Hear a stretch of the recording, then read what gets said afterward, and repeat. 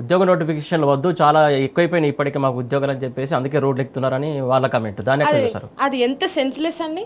ఒక రాష్ట్ర ముఖ్యమంత్రి చేసే వాక్యనేనా అది? ఎవడన్నా అట్లా చేస్తాడా? దమాకున్నోడు ఎవడన్నా అట్లా చేస్తాడా? ఎవడన్నా ఉద్యోగ నోటిఫికేషన్స్ వద్దని ధర్నాలు చేస్తారా? సరే, ఇప్పుడు ఈ 2025 బ్యాచ్ అయిపోయిందా అనుకుందాం. అయిపోతే మళ్ళీ 2026 బ్యాచ్ వాళ్ళు వస్తారు కదా.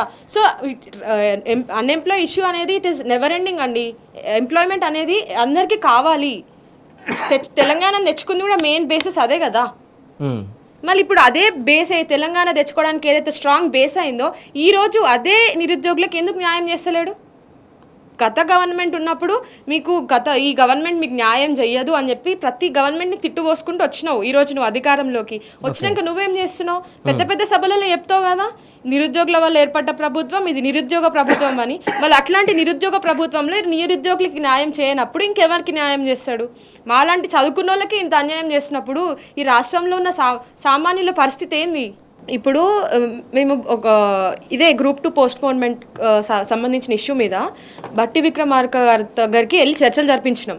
సో ఆ చర్చలలో భాగంగా ఏం అడిగినామంటే, గ్రూప్ 1లో GO 29 అనేది SC ST BC వాళ్ళ హక్కులని కాలరాస్తుంది. మీరు కూడా ఒక దళిత సామాజిక వర్గానికి చెందిన వాళ్ళే కదా, సో మీరన్నా కనీసం దీన్ని ఆలోచించి దీన్ని తీసేయండి అని చెప్పి అంటే వాళ్ళు ఏమన్నారు, ఇది BRS మీతో కావాలని విష ప్రచారం చేపిస్తుంది, కానీ GO 29 అనేది ఏమి రూల్ ఆఫ్ రిజర్వేషన్ని వయలేట్ చేస్తలేదు అని చెప్పి అన్నాడు అతను. ఇప్పుడు ఏమైంది? అదే మొండి వైఖరితోని మెయిన్స్ కండక్ట్ చేసిండు.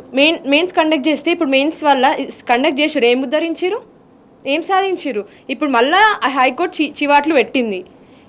లూప్ హోల్స్ ఉన్నాయి. ఒకటే సెంటర్ నుంచి చాలామంది సెలెక్ట్ అయినారు, చాలామందికి సేమ్ మార్క్స్ వచ్చినాయి. ఇప్పుడు ఇన్ని గానం అవకతవకలు ఉన్నాయి కదా, మళ్ళీ మీరు ఏ రకంగా సమర్థించుకుంటారు దీన్ని? ఇప్పుడు మేము కూడా చాలా ధర్నాలు చేసినామండి అశోక్ నగర్లో ఉండి. గత 2 years నుంచి ఏ రోజైతే కాంగ్రెస్ పార్టీ ఏర్పడ్డదో ఆ రోజు నుంచి నేను కూడా ధర్నాలు చేయడమే పని అయిపోయింది, రోడ్లపైన వచ్చుడే మా పని అయిపోయింది. మేము ఆ రోజు గ్రూప్ 1 2-3 days ఉందనంగా కూడా మేము ధర్నా చేస్తే అక్రమంగా అరెస్ట్ చేసి తీసుకొని 12 గంటల దాకా నన్ను పోలీస్ స్టేషన్లో పెట్టిరు. అంటే నేనేం చేసిన?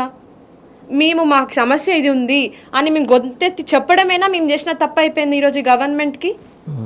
ఇప్పుడు రేవంత్ రెడ్డి గారు మీకు ఈ కేసుని ఈ ఇష్యూని మీకు చేయడం చేతన అయితలేదు అని మేము భావిస్తున్నాం. సో దీన్ని మీరు CBIకి ఇచ్చేయండి. CBI ఎంక్వైరీ పెట్టాలి దీనిపైన. మాకు ఈ రాష్ట్ర వ్యవస్థ మీద, ఈ రాష్ట్రంలో ఉన్న పరిపాలన చేసే వాళ్ళ మీద ఎవరి మీద మాకు నమ్మకం లేదు.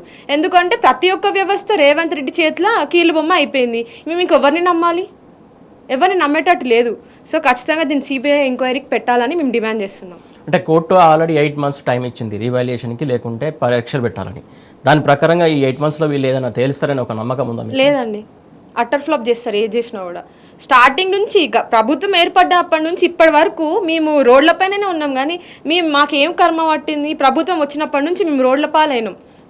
స్టడీ హాల్స్లో కూర్చొని చదువుకొని ఒక అడ్మినిస్ట్రేషన్లో నడపాల్సిన వాళ్ళము.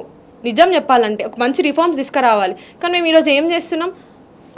అసమర్థుల పాలనలో నలిగిపోతున్నాము.